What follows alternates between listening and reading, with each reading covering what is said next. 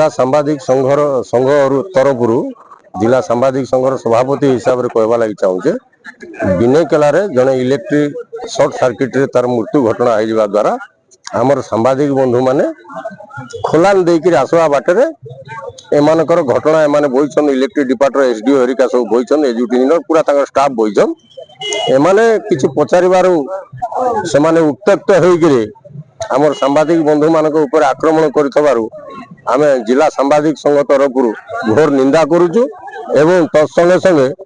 आम Titlagarh sub division IIC तो पाखरे एफआईआर देछु जदि काली मानकु आपन को कबे सब अरेस्ट कराबो कि नै नले सामाजिक संघ सब कोन पदक्षेप घोर विरोध करा जिवो दरकार पड़ले स्ट्राइक रे बसिबो श्रमिक के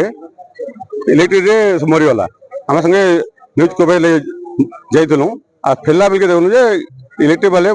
मद पद पीकरी पूरा राइतुले तापर हम से जाय पहुंचलु आज तो वर्किंग अच्छे गोटे श्रमिक लाइन मरि गला न आप मैंने क्या कह लगे सागे सांग से